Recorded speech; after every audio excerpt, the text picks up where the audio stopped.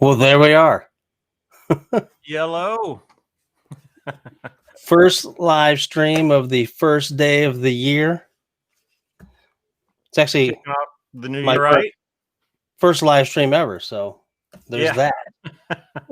So those of y'all joining us, thank you very much. You've got a couple of newbies here. So feel free to let us know if you can see stuff and hear stuff or if there's glitches or whatever. If you think that we're just bad, we're actually already aware. Yeah, it's pretty dark in here. I turned up the lights a little bit and then not quite enough apparently. Maybe I might be able to get a little bit more out of them. Yeah, you can see all right. I see in the chat, Robert is joining us again. Kind of a cool backstory with Robert. He joined us yesterday when we were testing. We accidentally went public. And he popped in and was nice enough to help us troubleshoot a little bit. So good to see you, Robert. Thanks for coming back. All right. So I guess what we're doing here is we're simulcasting from my channel to Brent's channel, Haptic Garage. And I think it's working because I had clicked on it. And of course, there's a delay and I couldn't leave it on. I didn't have time to mute it. I was getting off. So I had to stop. So is it coming through all right over on your end there, Brent? Yeah, everything looks good to me. Of course, there's the usual delay between what's happening now and what's actually broadcasting. Right. But it seems cool. I see Barry in the chat and my brother Shannon is in the chat. Thanks for the confirmations, y'all. We appreciate that. Before we get too deep into this, maybe it would be good to introduce ourselves because I know we're kind of mixing audiences here, right? With two channels being involved. So Rob, introduce yourself. Of course, I'm Brent from Haptic Garage. And as he mentioned, we're simulcasting or multi-streaming to both channels at the same time. So some of you that are seeing this are over on Rob's channel. You know who you are. And some of y'all are on the Haptic Garage channel. So not only are we new to this, we're trying something a little bit different that we haven't really seen. We're not the first ones to think of this, but it's cool to give it a shot. Yeah, our goal is to get the chat to work together, which is proved to be very difficult. It can be done. We're just trying to do the workaround and the way that you would have to do it. I think we can get it done eventually, though. Somewhere down the road. Yeah, I think it's just a matter of us figuring it out. Yeah. I'm sure that it's being done.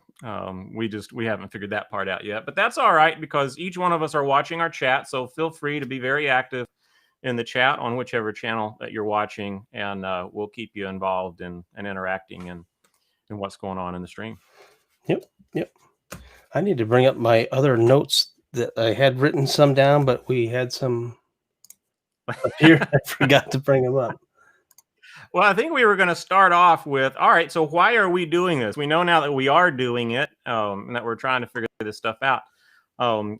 I guess we'd both speak for ourselves here, but my main objective in being a part of a live stream, this one being the one we're trying out first here, is to meet you guys. I want to interact a little bit more. I think I can speak for both of us a little bit where the stuff you see on our channels now is there's a lot of editing going into it, and that's great. Definitely want to keep doing that, but I want to learn more about who all of you are, and that has to do something with the topic that we're bringing up today. We want to ask everybody, like, what was your first VW, and we'll share our first VW stories too. But that's really my main objective is to hang out with you all because you're all so cool. I read the comments and in the videos and so on. I'm like, wow, I really like these people. So I'm hoping to get just a little bit closer to you by being a part of this live stream. And then of course, there's always the, hey, let's try something new thing, right? So that would be my involvement in it. How about you, Rob? What's your main goal here? I totally agree. I read every single comment that comes through. And of course, the channel is not a very big channel, so it's a little easier to do. And I know down the road, it's going to be harder to do that. But I read every single one, and I try to reply to every single one.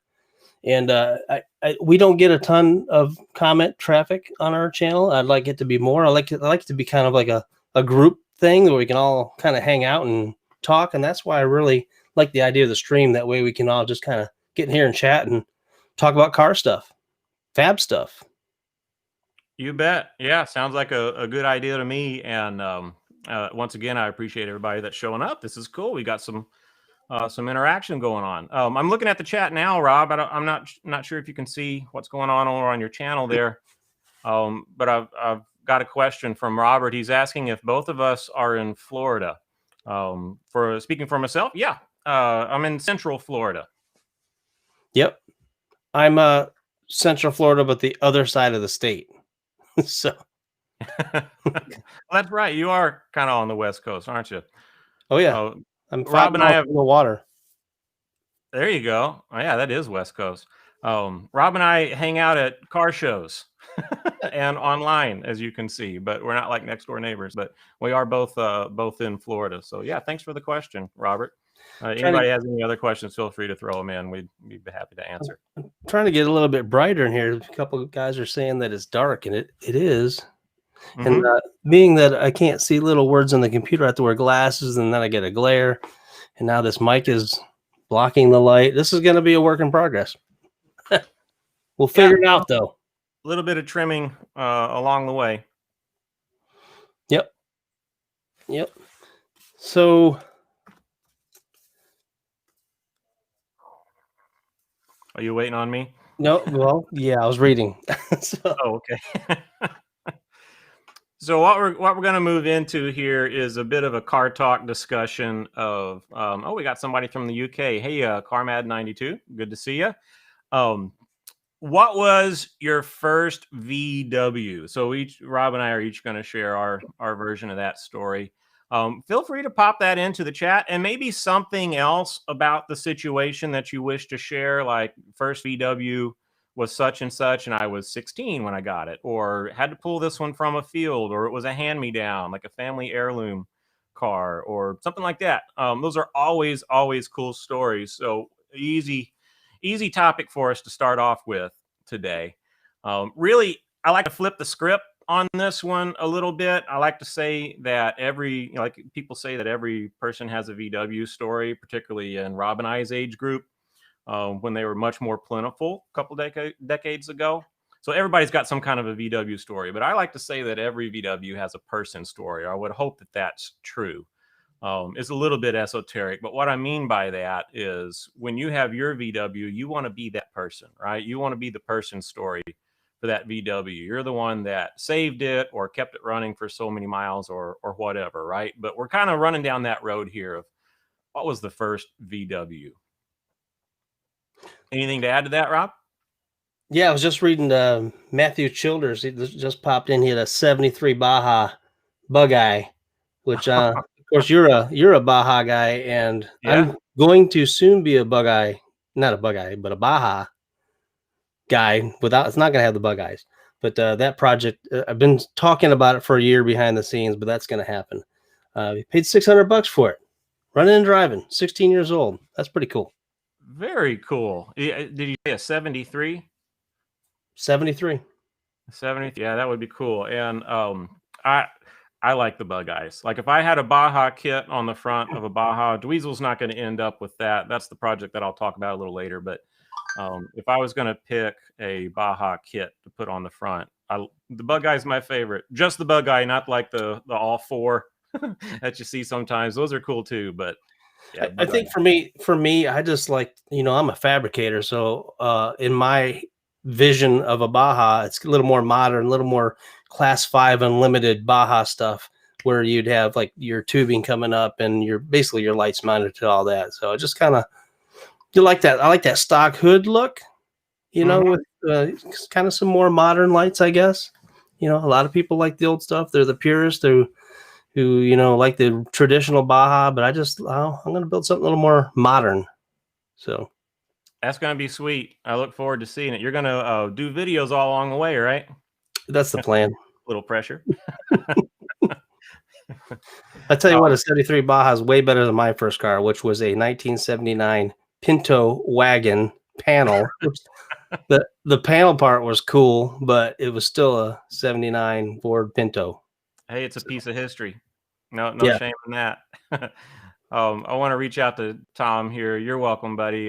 Great to have you here with us. Tom's from Cincinnati, and looking to tackle a 1600 rebuild. So very cool. And VW Nut 1967 is with us, everyone. That's pretty cool. Good to have you, buddy. If y'all haven't checked out his channel, he puts up a whole ton of cool videos on the VW Nut 1967 channel. So be sure to check him out. There's a bunch of great channels. I try to keep up with most of them, but busy lives and we just can't watch every video. But I've watched a few of his. Yeah, very cool. Robert says, gonna look out for us at Bully Brigade, I assume. Rare and Unique and Bug Jam. So yeah, come up and say hi. See either one of us. Always good to meet up. Yeah, that's one show I have not been to, and I definitely plan on going. I think last year was kind of a mess, so we'll try again this year. Yeah, if we have time, we might venture into that topic a little bit today too. But I have a first VW entry here. Big E Studios in Charlotte, North Carolina. Says first VW was in 85. It was a 65 Beetle. So for context, it would have just been 20 years old, right? So not really old at that point, but a sweet Beetle nonetheless. Got it for $850, and the rest is history, he says. Well, that's pretty cool. That'd be a great start. VW Nut says, oh, it scrolled on me. VW Nut says a 74 Super. And had a Hendrix sticker on the fender. The name of that Beetle was, of course, Jimmy. So a 74 Super Beetle named Jimmy with a Jimi Hendrix sticker on the fender. That's pretty cool, too. Thanks for popping all these into the chat. This is an awesome response, everybody. It's pretty cool hearing about all your first cars. If there's anything else you want to add, feel free to pop it in there. What you got, Rob?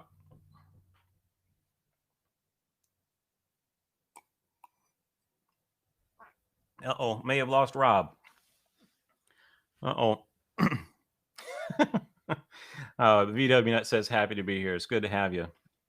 So Barry says, bought my daughter a 72 in 1999 for school and had a 70 vert and a thing. Got the 72 back when his daughter needed an air-conditioned car for work. No longer have the thing or the vert. In Fort Lauderdale. So you're close, Barry. But yeah, so you've had a few VWs. I was thinking about this a little bit earlier today. I've actually had 4. If you've been around the channel at all, the bus is the big topic with Project Vandemic, but that's actually the 4th VW in my history. So maybe we'll get to that at some point. Okay, I got your chat up and running so I can see your chat now. Oh, very cool. I've got your audio again. Yeah, that was me. I hit the mute button. I didn't want to get all that delay from yours. I think what happened on my channel is when we went live, it went to a different stream because I just noticed the title's different. So that's something we'll have to work on our end. But yeah. So yeah, I was going to say my first Volkswagen was a Beetle. It was a 1976 with fuel injection, and it wasn't a Super Beetle, just regular Beetle, which was a little bit more rare, the later ones here in the U.S. Mm-hmm. And man, that thing, I did a lot to it. It was, at the time, cowl look was pretty cool. So I did a lot of cowl look stuff, one-piece windows and all that, and then suicide doors with hidden hinges, which to me was my favorite thing. Had the remote so I could. You fab those in? What's that? You fab those in? That was before I was a fabricator, so I had a hot rod shop do them actually. Oh wow! All right. Yeah, I wasn't. You knew what you wanted. Yeah, I had a little remote to pop the door open when I walked out, from the 7-Eleven or whatever. It was kind of cool. That would have been super cool. And I had it lowered the wrong way, which Ryan would cringe if he's seen the way I did it. Pulling springs and basically just setting it down on the bump stops. It was terrible. Terrible ride. I imagine it probably was, but that's one way to do it. Hey, when you're young and don't have any money, you do what you can. That's true. You want that look. Might just be compelled to do whatever it takes to get it. I think of that as my first car, but I think what got me into the Volkswagen was when I was a kid. My mom had one. She bought it brand new. So I remember riding in the back little area behind the seat as a kid, before we had to wear seatbelts, I guess, before it was unsafe. Right. Now Yeah, it's unsafe. there was a period where we didn't really pay much attention to seatbelts, wasn't there? Yeah. Riding in the back of a truck, back of a bug, Hmm. didn't Now, matter. so you said you had a 76. That was pretty late in the run, right? As far as United States VW, air-cooled VWs are concerned, I think pretty much everything wound down in 79. It's my Yeah. impression, and maybe somebody has a better idea about this than I do, that was kind of the jump the shark era for for air-cooled VWs, where they were doing all kinds of variants, like what was it called, the Super Bee, and of course there was the Super Beetle itself, and Sunbugs, and all kinds of different things, just trying to keep the franchise alive, so to speak. So there's some pretty cool, unique factory variants in that time. Yeah. I think for me, what I hated the most was those big giant tail lights and the turn signals on the front. They were just ridiculous. And I think they had those big, the shocks for the bumpers. The hole was about that big, It just, I think that was the era where, all the regulations started kicking in. And, yeah, like you said, I'm pretty sure, and I'm not positive, some expert will probably chime in, but it seems like after 76, they kind of were just a lot of convertibles and super Beetles. Not many regular Beetles back then. Yeah, all those different versions, I guess, got kind of popular. Hmm. Here's a cool one from VW Den. He had a 64 Beetle that was in his family since new. Took his road test in it, and it was his first car. And he kept it and used it for work and school for 6 years after getting his license. So that's like a real first car. That's not like an in and out, right? So Right. that's pretty cool. Pretty cool way to get started on the road as I guess about a 16-year-old or so. Yeah. VW Nut 1967 agrees with me. The big bumpers and lights, they kill it. It's just Mhm. It's one of not the that first things are, classic look anymore. Once you get to the big square stuff, it's its own yeah. look and it's fine, but it's not the like he's got a really sweet 64 as well. Both of his Beetles have that classic look and pretty cool. I might be looking at a new Beetle, not a new Beetle, but a Beetle new to me this weekend. And I believe it's a 63 or 64. Maybe I'm not supposed to be talking about this project yet. Yeah, might want to have it in hand first, right? No, hopefully, I don't know what Ryan's doing, but hopefully he can go with me to help take a look at it because he's pretty knowledgeable and knows a bit about them. So that'd be cool. Yeah, always cool to grab a new project. Yep. I feel like the most exciting parts of a project are the beginning and the end. There's Yeah. a lot that happens in between, but those are both wildly exciting phases of the project when you're diving in and when you're wrapping it up. Yep. Yeah, we were talking yesterday about, tearing them apart. That's pretty easy to tear them down to nothing. But when you go back together, just for me, I can't just put a rusty brake line on or, anything that doesn't look brand new or I know is going to work like it's new. So it just makes that project just stretch out so much longer. So much longer. Yeah. Yeah, but it takes a lot longer to put them back together than it does to take them apart. But if your expectations are adjusted for that, then it's all good. It's all part of the fun. But yeah, it's hard to put something back on that isn't worth your time and your opportunity, right? Once you put that on, you're going to put something on top of it. And now it's harder to get to, so you might as well put a fresh brake line, to use your example, back on instead of a rusty one. Sometimes the budget doesn't allow it, but that's always kind of where your head is when you're putting these things back together. Yeah, like you said, expectations. Not last year, the bug jam before that, there was a couple guys that took a bay window bus. They chopped the top completely off of it. I don't know. I don't think it even had floors in it. It was No. on the video we did on it, and it was just crazy.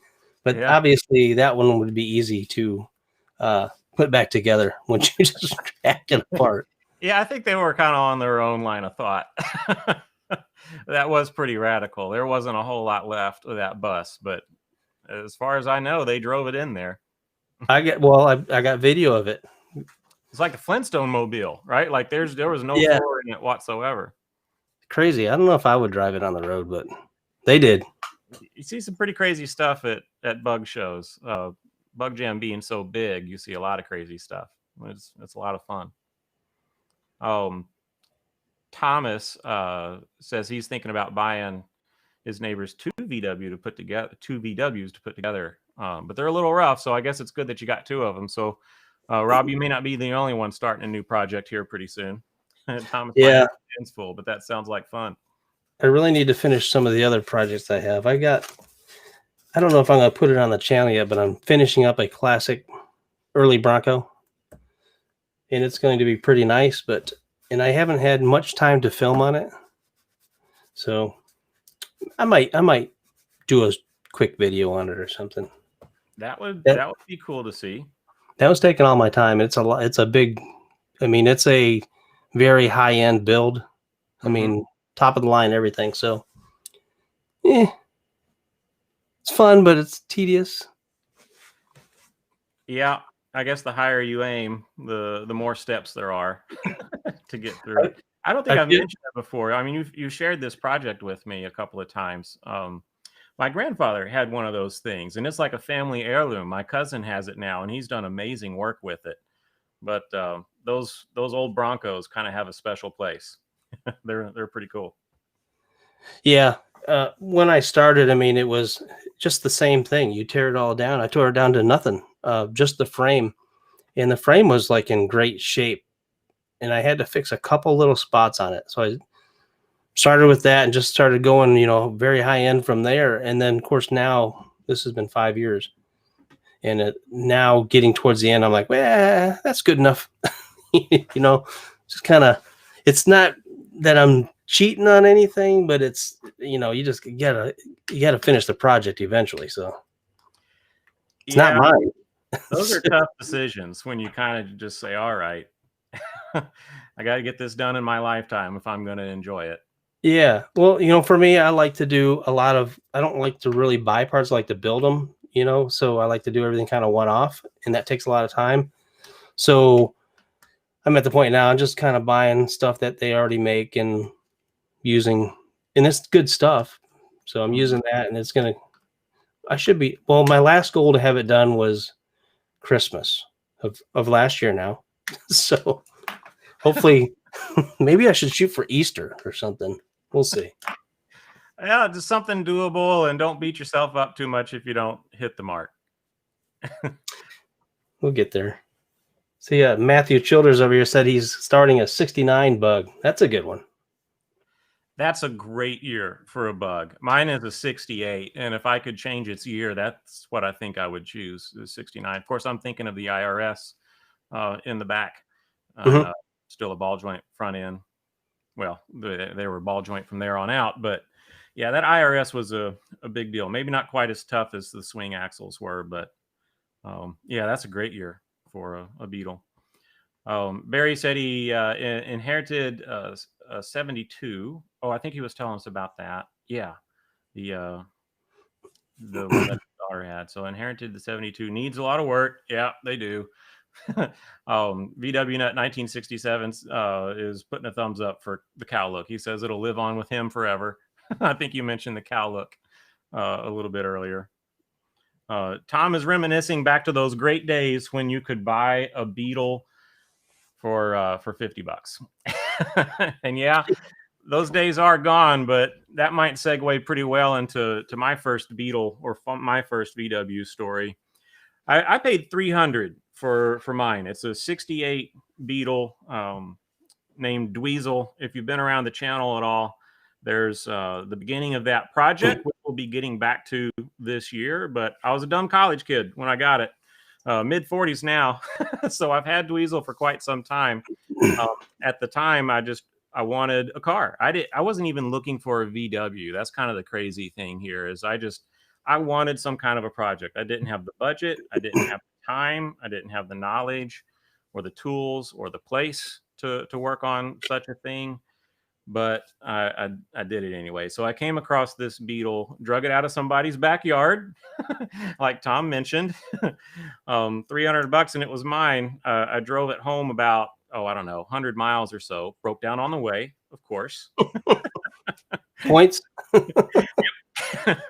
I got even more points. I got back to where I was going, and like I said, I was in college, and so I got back to the little college town I was in, and had to show somebody. So I drove over to my friend's place, and said, I got something to show you. I just did something crazy, and of course he was blown away. This thing was a rust bucket with hacked fenders, like they did the grinder Baja conversion. Where it's just kind of like hack off the fenders and crank up the rear torsion and put truck tires on it. And that was about it that they did to prepare it. So he's looking at this rusty heap in the parking lot of his apartment. I'm like, let's go for a ride, man. So he jumps in and we get started down the road. And I was maybe a mile away from his place and I got pulled over. I was doing 50 and a 25, I think. It was one of those situations where the road was starting to open up, but I was still in the zone and I was going too fast. So I got pulled over and the officer was at the window. And of course, I wanted to roll down the window and show him license and the bill of sale because I had just bought the thing. And I couldn't because the window wouldn't roll down. So I had to explain to him through the dirty glass of this Beetle, hey, man, I'm going to open the door, but I'm not like about to rush you. And he had kind of caught on by that point, and he was laughing with me, and got my ticket, but got him an interesting first experience in that first car. After that, I tore it all apart, and it still hasn't been put back on the road yet. It's a whole lot closer to that than it was, but we were talking a little bit earlier about tearing it all the way down to nothing and some of the challenges that can bring. Well, especially at the time I was that inexperienced kid, I really dug a deep hole for myself by tearing the thing all the way apart. But I think over the decades, I've got it under control, and we're going to try and put that thing on the road this year. It should be pretty cool. But yeah, 68 Beetle, first car. How long did you drive it before you tore it apart? Not very long. Maybe months before I tore it apart. It would just, of course it had problems. And I would start to investigate those problems, and then you kind of get that target fixation where you dig a little deeper than maybe you should have, and now you're kind of past the point of no return. And I think where I got to that point was when I pulled the body off. Not a big deal on a Beetle as compared to other cars, but that's where it was like, all right, this thing's going to stay apart until everything gets done on it. So maybe 6 months. That'll be good. 6 months. Yeah. Yeah, it's been a long time since that 6 months or however many months it was ended. Yeah. Yeah, But there you go. They always take way longer. So, what'd you do for Christmas? You stick around town? Yeah. What'd you do for Christmas? I was with family for Christmas. As always, it was great to spend time with family, and I hung out a little bit. And it was kind of short and sweet, but it was a good time. How about you? We went up north I'm from Michigan, so we went back up there and got to see some snow for Christmas. First time since I moved to Florida, which was a long time ago. So it was fun. Just kind of took the dogs and drove around the snow a bit. And that's a lot of driving. You said Michigan, right? Man, ton of driving. Yeah.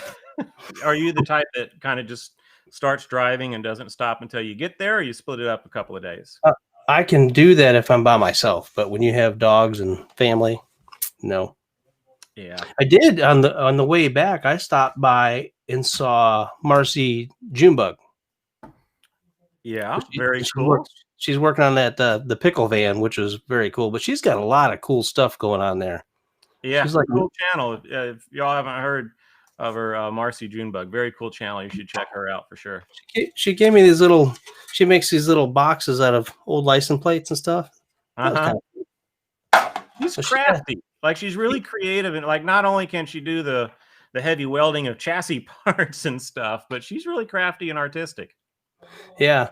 Yeah, I was looking at the pickle. I was like, man, that's a heck of a project to take on. And it is, but she's like, well, look inside. If you look inside from the inside out, it's a pretty good looking split window. I mean, it's not as bad as it looks, I guess is what I'm trying to say. It was I'd do it, you know. Yeah. She's working on, I don't know what she's shown on her channel, but she's got a lot of rust replacement going on and doing a good job. Very cool. Yeah, I'm kind of jealous. You got to see her bus. Yeah. Cool project. I like it's her husband's got a I forget what year it is. So it's a Beetle, but it's a good looking Beetle. I don't know why I like it. It's just another Beetle, but it looks good. Got an air ride on it and stuff. Pretty cool. Oh, sweet. Very cool. Oh, okay. CarMad 92. First Beetle is a 69. Were we just talking about that, or was that a different 69? But working on her with my dad as a father and son project. 5 years into it, still a long ways to go. I hear you. Sometimes that's how they go. Robert says the last new German Beetle he remembers at the dealer he worked at. Oh, he worked at a dealership. There's some stories. Was 77. Yeah, things are kind of winding down then. I think the EPA and the appetite, the demand for such a car was kind of waning. I'm getting a lot of cars that didn't require quite as much maintenance around then. VW Den says, I live in New York State, right up the road from Chris Vallone. Yeah, from Classic VW Works. Yeah, I was watching one of Chris's videos just the other day. He's got some cool stuff, and it appears a pretty busy air-cooled Volkswagen business that he's got going on there. Yeah, that's pretty cool. One more. Got Levi's Backyard. This is our friend from DeLand. You might also know VW Jawbreaker. Those two guys happen to be related. He had a 71 Super. I remember that, the Dirty Marshmallow. But Levi says he had a 71 Super, and he ended up talking my granddad to buy it off my cousin for me. So, he got somebody to fund the project. Nice. So, yep, I saw that you had sold it recently. There's other projects that are out there. That one might have been a lot to bite off, but it was cool that you got into it. And if you want to get back into VWs, they'll be there for you. And I know you've got someone really knowledgeable in the household that can help you out with that if that's something that you want to do. But yeah. Speaking of, I got a notice today that it is Jawbreaker's birthday. How about that? Well, happy birthday, VW Jawbreaker. I don't know if he's watching or not, but according to Facebook, it's his birthday. Yeah, very cool. Well, happy on January 1st. So I wonder if Gary was the first baby born that year. Yeah. Little news blurbs that you see every year is the first. Every year. Yeah. One thing I didn't see this year, because I haven't watched any TV really other than, on demand, is I always hated it. The end of the year in review stuff. Oh, you don't like those? No, especially not this year. I definitely didn't want to watch it this year. Yeah, this year maybe is an off year, but did you see any? Because I didn't see any. Some. I've been pretty busy the last week or so, which is when those things really air. So I didn't really watch one beginning to end. But yeah, I saw some of them. The other thing that happens this time of year that's really cool is the Dakar Rally. And I always seem to miss that too. I like the big trucks, the Paris to Dakar Rally. It's crazy what those things can do. It's nuts. Yeah, nuts. Just nuts. You wouldn't think, who would think to race one of those things, especially off-road?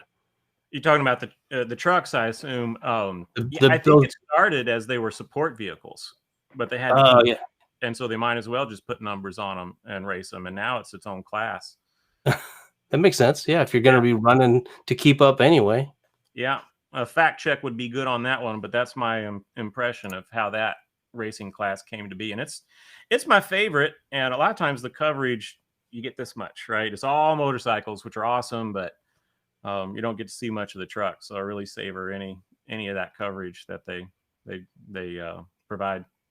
Mm-hmm. Yep. You got any more first cars on your end there, Rob? I don't think so. Nope.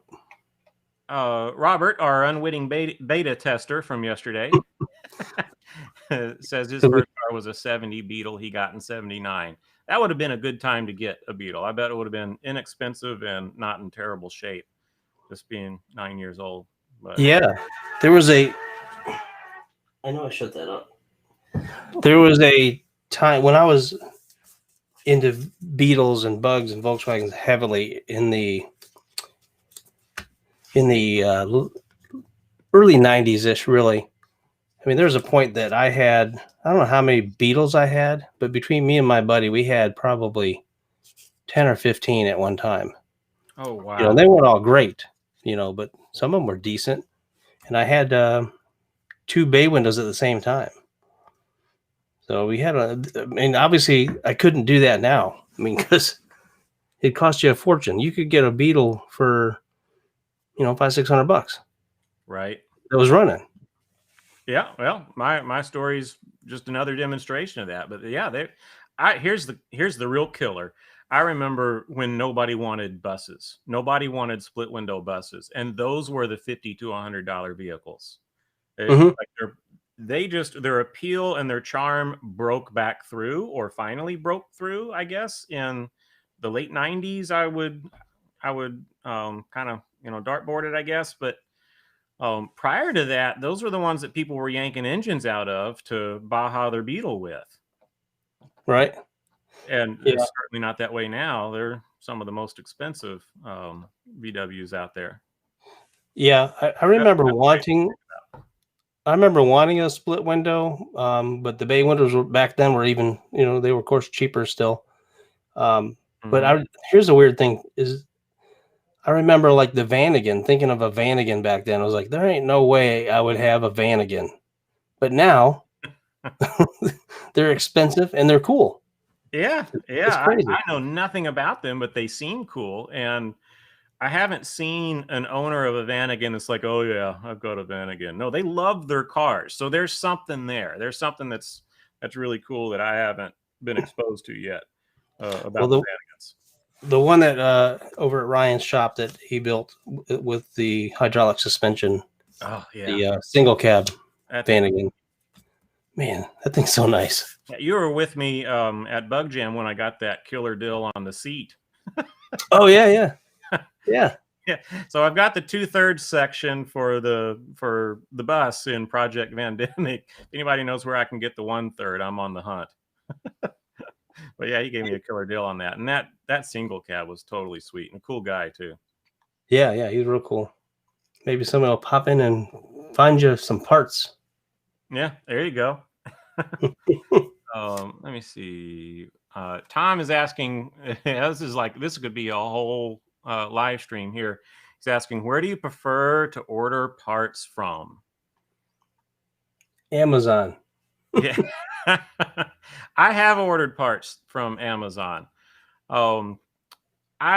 Wherever I can get the best value would be my answer. And I would back that up or clarify that by saying not the best price or the lowest price. I want the best value, which is that mix of price and quality of the part. Now, the way that plays out, as we all know with VWs, is usually you're buying the higher price thing to get the better part. So wherever I can do that, my short list would be Wolfsburg West, CIP1. I think I've bought some early bay stuff from the Bus Depot as well. But all the vendors that are pretty well known out there, they all do pretty well. And if you have in mind what you want, and then you find the vendor that offers it, That kind of answers the question for me on a case by case basis.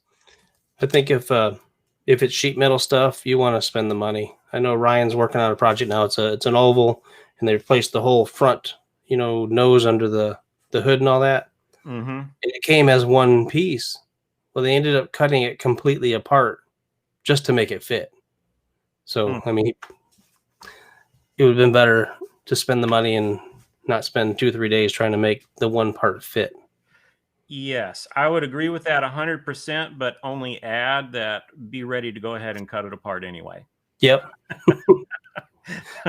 I was paid up for floor pans on Dweezil, and believe it or not, it's not just one piece. There's, the jack point and the back lip and all that stuff. Both of them, they were high quality. They were thick, the orange ones. And I took them, I took all the spot welds out and repositioned everything for my car, for where the holes are in the heater channels. And it, to me, it was necessary to get those to work. But can you imagine doing all that work on inferior sheet metal? Oh, yeah. Once I had to put all that work into it, it's like, oh, bummer, I got all this work to do. But at least I'm doing it on, well, here's that word again, a piece of sheet metal that was a good value. May not have been the cheapest, but it in the end, it worked out best given the realities of the situation. You don't want to mess around with a piece of sheet metal. Right. Mm. So what you did there, that's good. All right. Yeah, I think some of these older vehicles also, I mean, they've been wrecked and pulled and straightened, and you just never know. And I don't know how consistent they were when they built them new. That'd be interesting to know. Mm-hmm.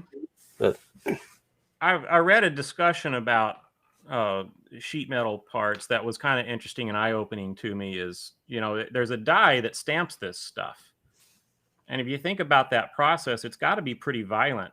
Where the die smushes the metal probably warms up a little bit during the process. There's who knows how many tons of force involved.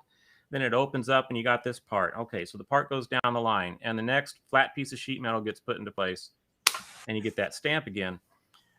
And that's going to wear out the die. So each part is going to be that much different than the last one. So did you get one from the beginning of the run or the end of the run?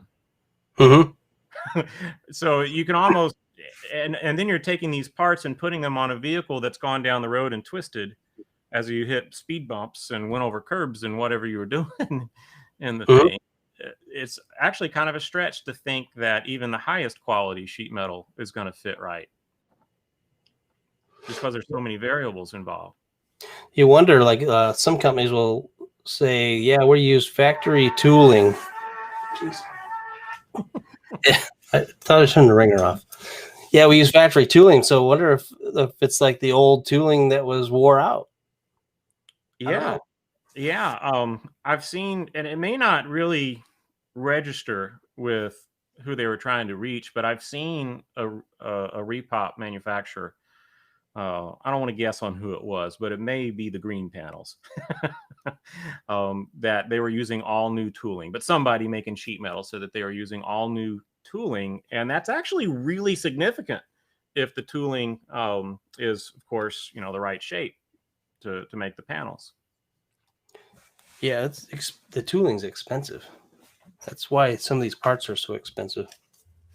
I've got some catching up to do in the chat, but Barry just said, I always get the one made on Friday. Yeah. That's pretty good. It seems like it. The last 15 minutes of the day on Friday, right?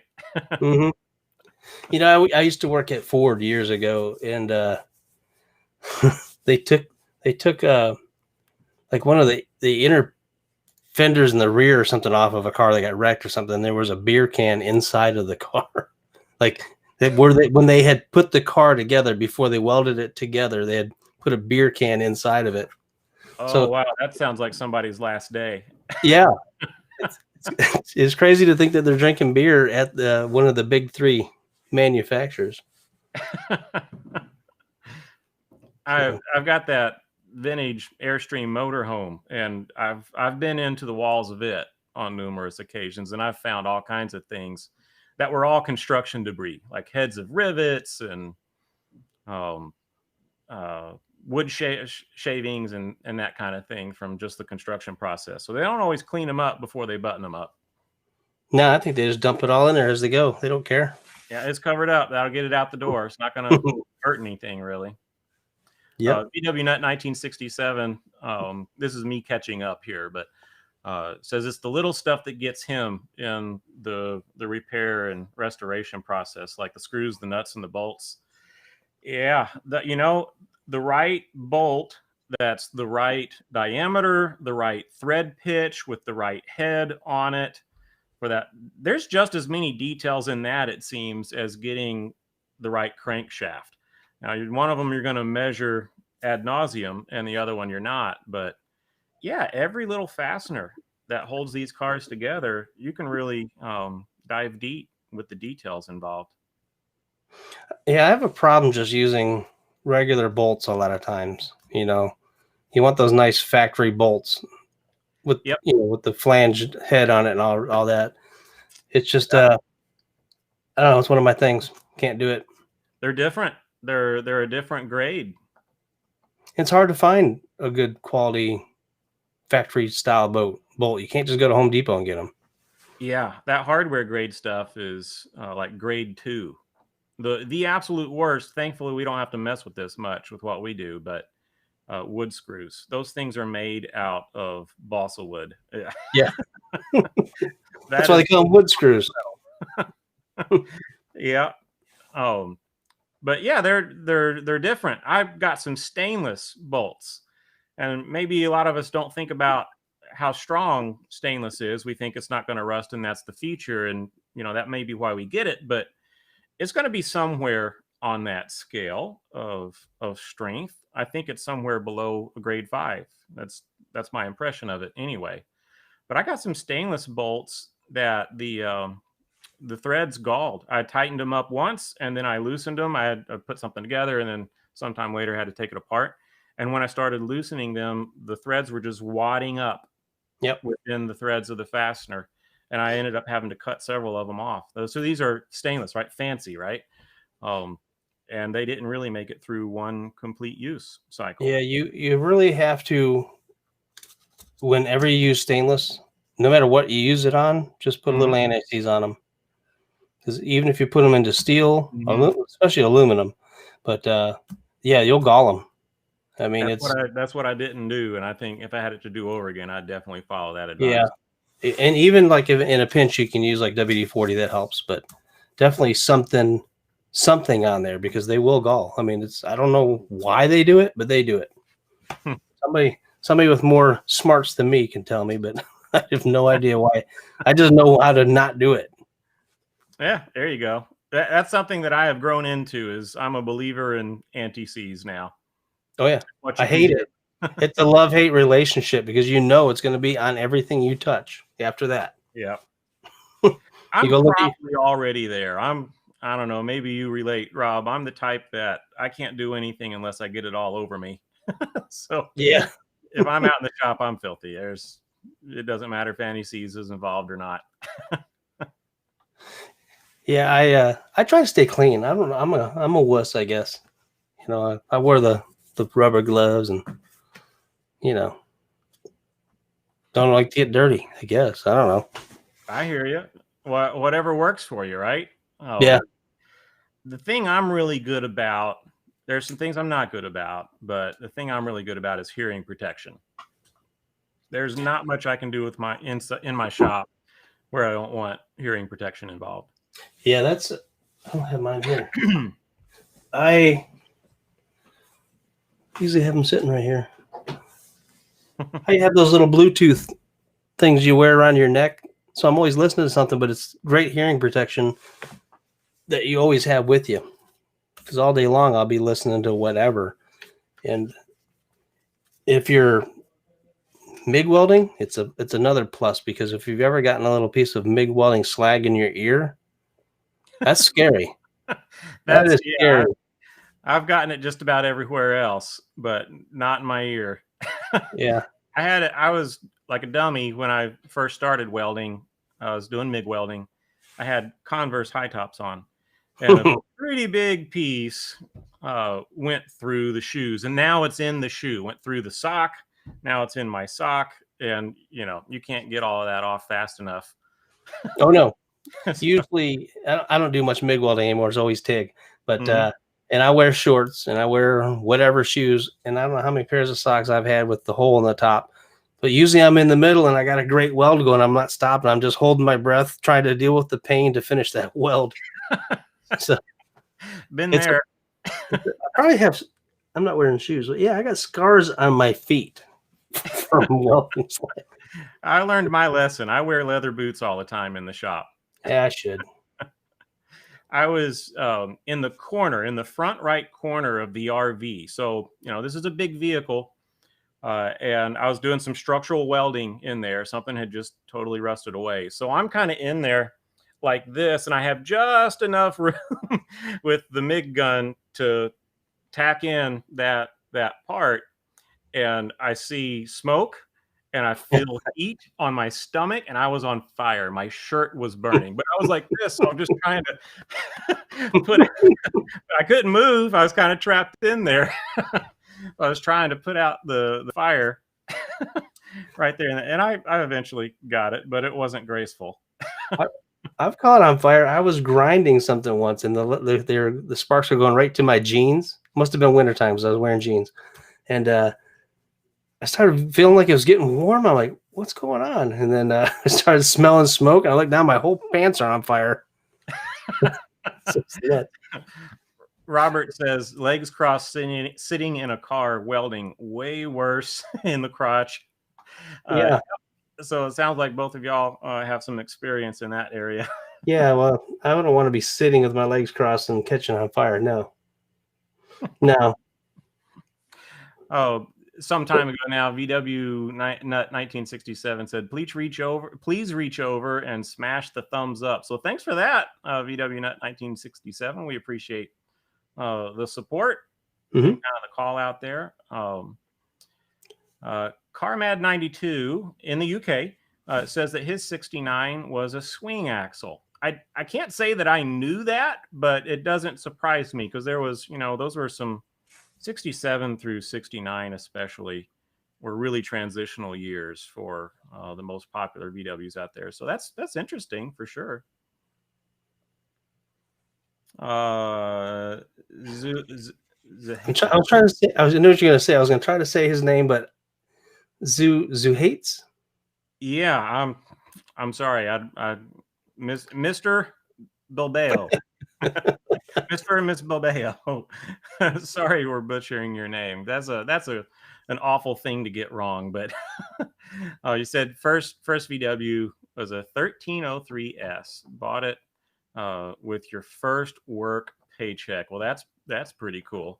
That's moving on in the world, right? When you get your first paycheck and you get to buy your first car, that's pretty sweet. It's pretty cool that you made it what was probably a really solid choice and got that 1303.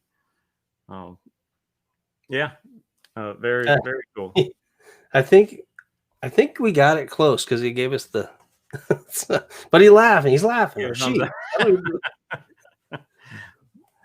So yeah, thanks for your patience with us. Yeah. I wish we could open up a mic for you so you could school us. Yeah, I have trouble with regular names like John. Jahan. Jahan. Is that what That's how it's spelled, right? My biggest screw up, other than the one that just happened with a name, I don't know. I obviously was not thinking, or my mind was elsewhere. I was actually reading a roster, and I thought I was getting it, and I said Schloe. The girl's name was Schloe, CHLOE. And she could not have been more dissatisfied with my pronunciation of her name, which was, of course, actually Chloe. I don't think she ever forgave me. That was probably the worst I've ever done. My wife's a teacher, so we get to hear all kinds of different names, and I'm not going to even go into it because there's some that I probably shouldn't even say, but you just wouldn't believe people would name their kids what they do. Crazy. The world is full of interesting choices. MK5CNY says, just wanted to say my wife and I really enjoy your voice. Oh, wow. Thank you. Yeah, he's the Tom Bodett of the Volkswagen Fabrication Garage series. I think we said the tagline was going to be, I'm Brent with Haptic Garage, and I'll leave the shop light on for you. Yeah. But thanks for the kudos there, MK5CNY. I appreciate that. It's always good to get your comments on the videos, and I'm glad you were able to join us today too. This is awesome. He says his start with VWs was not so good. A 69 Fasty, never got it to run, traded for it. You know, my parents had a fastback. They had a 67 Beetle. Somebody rear-ended them, and they replaced it with a Fasty. And in its time, they weren't as satisfied with that as they were with the Beetle. They loved the Beetle. Sorry you didn't get to get that one running. These days, I think they're super cool. But yeah, so some of our first VW stories are like that too, right? We keep on going. But thanks for sharing that. Absolutely. I've been wanting a square back lately. Yeah. I don't know why. There's a guy working on a square back called Dream Wrench. That's his channel name. I think he's out in California. But he has some pretty cool videos that he's posting about the work he's doing on his square back. Last thing he did was primering some parts, which was a pretty informative. Yeah, square backs are pretty awesome. Looking him up. My brother just chimed in and said he was hoping that I'd talk about Dad's Beetle. Okay, should I tell the story? Uh-oh. Uh-oh. So here we go. My parents recognized that my brother loved the Beetle too. He was an infant at the time, and that if he was fussy and it was bedtime, that he would go to sleep if they'd take him for a short ride in the VW, and it worked like a charm. So that kind of became the thing to do.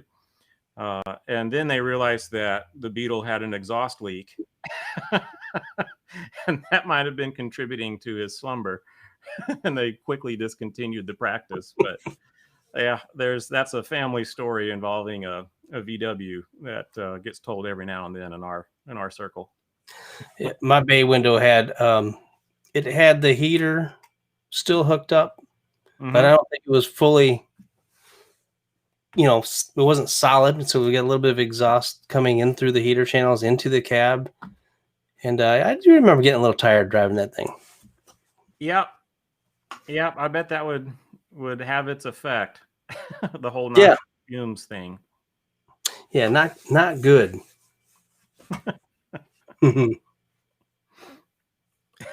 So, do we have any more first VW stories? Here's something from VW Den. He says he loves the Type 3s.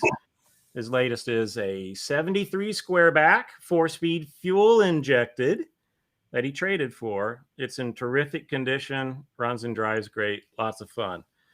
You're going to make MK5CNY a little jealous, VW Den, but that sounds great, man. I knew somebody in high school that had a square back. She was the type that every choice she made was just a little different. Really cool person. And so that was the only one in the parking lot was her VW square back. I think a lot of us had never seen such a thing when she showed up in that car. I just have a vision of making, I'm an off-road guy, so I just want to make one with, big tires and maybe four-wheel drive. I don't know. Someday. I've seen something like that. Boy, it's been a long time now. They had basically made it a convertible, a square back, and put big tires on it, and there was some diamond plate involved, and it was an interesting build. Well, there was that at Bug Jam, that square back that sounded like it had a pretty mean motor in it. That's right. I remember that one. That one's been there a couple of years now. It keeps coming back, which is awesome. But yeah, there was a mean square back doing some off-roading at Bug Jam. MK5CNY asked, do either of you think the formula of fixing VWs on YouTube is a good replacement for the old guy we relied on 20 years ago? They are beyond rare, and I only have one I know now. I would say both of those things together would be the ultimate.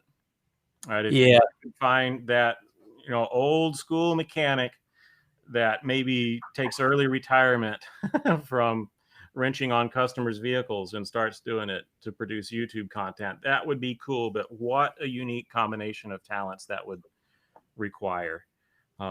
So I'll answer it this way. Of course, Rob and I are both examples of YouTubers that are, sharing a lot of this stuff ourselves.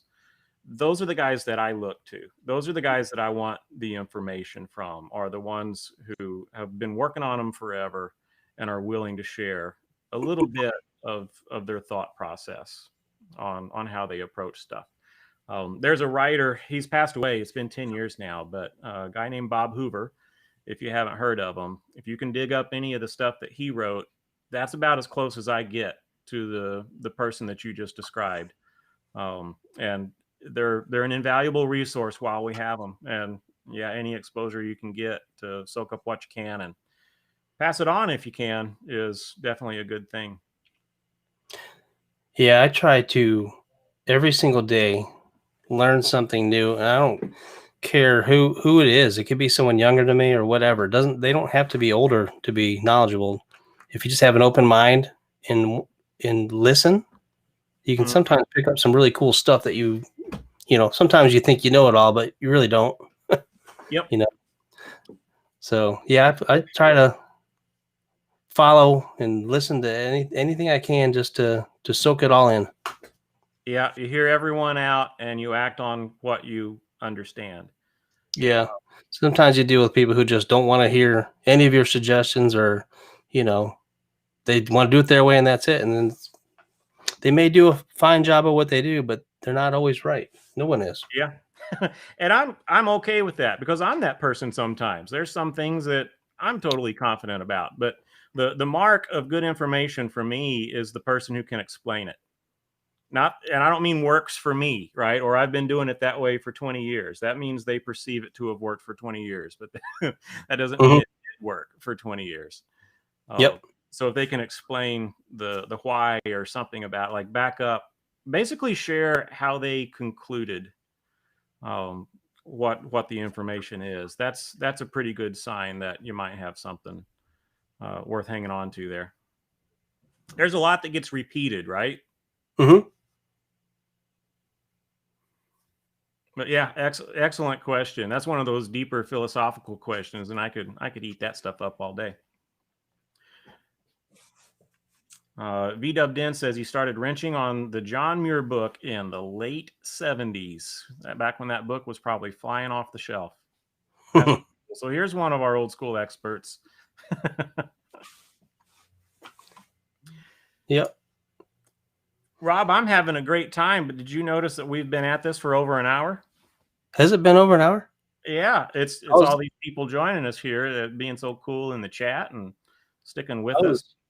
I was hoping we'd go 20 minutes. Yeah, well, I think we did it. Well, I think we'll do it again. Yeah, I'd like to try this again. If anybody's still hanging around in the chat, they can, if they want to throw any suggestions of what they'd like to hear or see in the next one, which will probably be in a couple weeks because you got to go out of town next week. Yeah, any suggestions, like what Rob said, of what's working, what's not working, what you'd like to hear from us, we're open to consider any of that. We're just thrilled that some folks showed up today. Y'all are awesome. We knew that going into it, but you keep proving it over and over again. So thanks for coming in and supporting us today and being a part of this first live stream. I think I could get used to this stuff. It's fun. Yeah. Once we get these bugs worked out, I mean, there's a lot going on behind all this stuff in front of me. It's like when we get that figured out and kind of get the ball rolling so we're comfortable with it, and I think we'll be fine, and the dogs would quit barking. And I don't know if you could hear the dogs, but that's awesome. Your dog barked before mine did. I thought for sure Tig would be barking at some point. Yeah, it was was wondering if we could make it the whole way. Guess not. VW Den says, time flies when you're having fun. Absolutely. And Barry says, do it again. And MK5CNY says, thank you, gents. Just need to get back to some VW GTGs. Help me out on GTGs. Good to go. Good. Yeah. I don't know what GTGs is. What I would like to do in future ones is possibly bring in a guest from the chat. If you know, if they got if even they could even have just a cell phone, and we could bring him in and do a little talk. Be kind of cool. Yeah, there's some technology for that too. I was messing with one of them that you could like Skype someone in. I don't know that works with Restream, but there's ways to do stuff like that. Evidenced by everyone else who's doing it. But yeah, that would definitely be cool to have. Well, we got to hear from Ryan at some point. That guy is just a monster. He is in Tampa today at a car show. So very cool. I see VW Dan got a super chat. All right. Yeah, we need a cash register. Yeah, VW Dan. That's really awesome. Yeah. Well, thank you for that. I wasn't expecting that to happen, to be honest, but very, very cool. We appreciate it. Robert was asking, he said he wants to know a little bit about background. So I'll try and summarize, and Rob, you can chime in if you want. It's not in this. This has always been the hobby. My career is fairly far removed from all of this. So I really have to get this fix to go out into the garage. I'm pretty solidly in the hobby category, but the way that I got to this point was I was the Lego kid. I was the one that would get up early in the morning and play with Legos as everyone else in the house was waking up. And hours after they started their day, I would have completed something. And that never stopped. The materials changed. You know, it became coaster go-karts. It became, I made a moped out of scaffolding. Just a fright to see this thing, but just couldn't stop tinkering with stuff and making things that rolled. Especially things that I could put an engine on and drive. And VWs, wow, you know, there's a lot of old cars that really fit someone with those kinds of interests, but VWs really do a good job of feeding that need to tinker with a really cool, relatively simple, and well-proven design. It makes it a lot easier to justify involvement in a hobby like this when you can actually use the thing, and it can be a practical source of transportation if you're immersed in it, right? So yeah, I was the kid that liked to do this kind of stuff, and I just never ever stopped. That's really where I like to spend my time, is in the shop, as if I was still playing with Legos when I was just a little kid. Yep. See, VW Jawbreaker's in the house over here on our side. So yeah, very cool. Hey, Gary, how you doing, buddy? Maybe we'll bring Gary on next week. So Gary would be an awesome guest if he would subject himself to such a thing. He's so tall, though. I don't know if he'll fit on the screen. I mean, he's a tall guy. Yeah, there's a lot of people that we can reach out to maybe drag into this mess. So yeah, we'll do our homework. We'll do our due diligence and our end of it. If you feel like you're crazy enough to be a part of this, reach out to one of us, and we'll see if we can put something together. Yeah, but it'd be even better if we could do like a test call ahead of time, just to make sure everything's working on their end. So we almost didn't make it today, so testing is good. Yeah, there's been a problem on my end. I see. We'll figure that out. So yeah. And Robert, for my background, I mean, basically, I've always been around cars. We, as a kid, we had a service station, a gas station, back in the old days when you could pull up and they would wash your windows and stuff. I mean, not like the 50s, but in the 70s when I was little, I mean, we still would pump gas, for people. And I just remember being a little kid, and I'd always take the jack and stand on it and pump it and raise, kid stuff. But I've always been around cars. And growing up in Detroit, you're kind of it's a thing. It's a big thing there. And then, moved to Florida and just kind of stayed in the hobby and got those Volkswagens and got into off-road racing, rock crawling and stuff. And that kind of turned into me getting into the TV side of things, where I worked on some how-to TV shows for cars and did that for about 8 or 10 years. And that went away and kind of said, well, let's try some YouTube. So here we are. Also have quite a bit of experience in fabrication, right? What's that? You also have quite a bit of experience in fabrication and being a car builder, or did I miss that part? No, yeah. I'm trying to think of how long I've been even just like welding and stuff. I can tell you how I learned to weld. When I built my first rock crawler, I had my own Jeep shop. I built Jeeps and we sold Jeep parts and, lifted Jeeps and all that stuff. So I built my, I had Jeeps, regular Jeeps, but then I wanted to do a competition racing and rock crawling and all that. So I had to build that. And I had a little bit of experience with building roll cages and stuff, but not much. So, I bent up all the tube and got pretty good at that. And I had never welded in my life at that point. So a buddy of mine had one of those big, giant Miller on a trailer, diesel engine welder, stick welder. That'd be intimidating. It was in his barn. It was loud. And he let me build this thing in his barn because I couldn't do it at the shop. I didn't have room. And I'd fire that welder up at like 8, 10 at night sometimes. And I just like, oh gosh, going to wake the whole neighborhood up. But I started tacking everything together with a stick welder, and I still didn't know what I was doing, but I got it all tacked together because my other buddy said he would weld it for me. Well, when it came time to weld it, he never had time.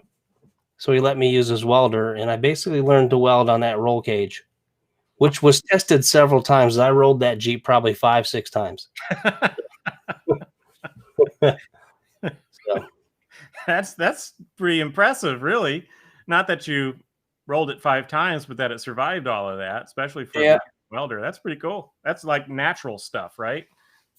Yeah, I watched a lot and just, I try to, like I said, soak it all in and learn. So I just kind of watched and figured it out, practiced on some scrap stuff, Sure. But now I've come a long way since then. I messed around with welding for a while and I didn't realize it, but it was all in very comfortable position. It was stuff I could put on a welding table.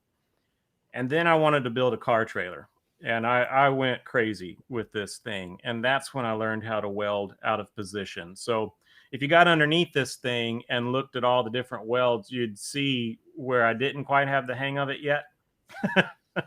Ugly welds that were holding to where I'd pretty much learned how to weld vertical and upside down and all of that stuff.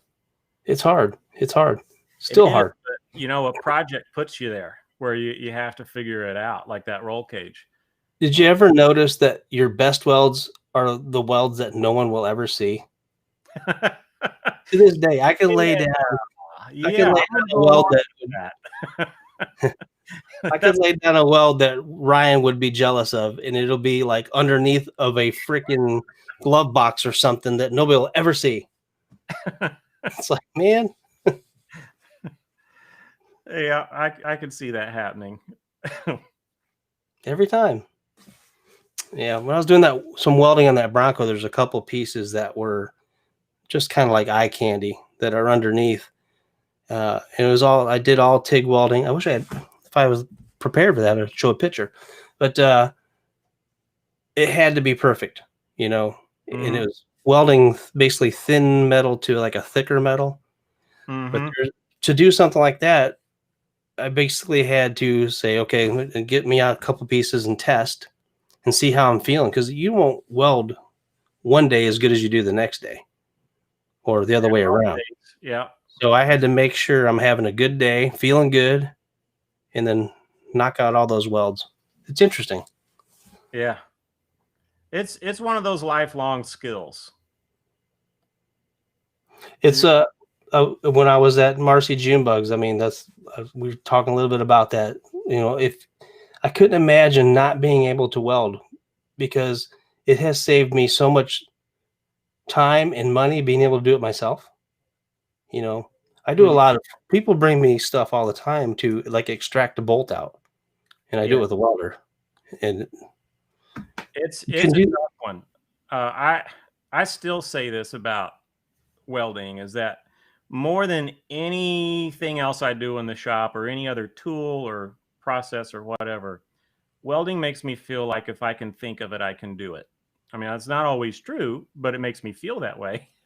It's the most Yeah. empowering ability that I've come across in the stuff that I get into in the shop. There's other Mhm. tools that are more interesting, maybe like a lathe is this big mysterious beast to me that I'd love to know more than I do.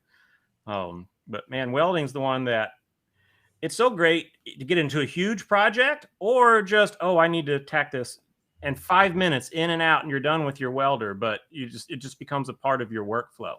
And that's just an option, just like grabbing a socket wrench or a combo wrench. Yeah, there's a lot of times when I'm working on something and I'm ripping something apart or whatever it is, and if you didn't, if I didn't know how to weld, I wouldn't do what I'm doing because I'm in my head. I'm like, well, whatever I take apart, I know I can put back together. Whether I have to rebuild it and weld it together or whatever I got to do, I know I can fix it. Mm-hmm. And you don't have that freedom when you can't weld. That's So, true. if The anybody's out there who's not a welder yet, get a welder and Yeah. learn. But here's the tough part is it's not just the welder. Like I would say invest in the good one. Get the one Mhm. that you don't think you can afford. You'll be glad you did. But pretty much double that price, maybe not quite that bad, but there's a bit more that goes with a welder. There's the grinders and all the cutting tools and the tanks and the cart and spare parts and so it's this whole thing that you kind of have to dive into to really be prepared to use a welder to its fullest capability. But man, once you're there, it's like Rob and I have been going on about. Yeah, certainly get the grinder because you will learn to grind very well as well when you first start welding. I've said Yeah, that a million times. yeah, I'm a you need very good to learn that grinder. first. Grinding teaches you how to weld. Mhm. Yeah, because you don't want to grind anymore. There's some conversation in the chat here, which is awesome to see people chatting back and forth. That's pretty cool. But it's about shows in Florida.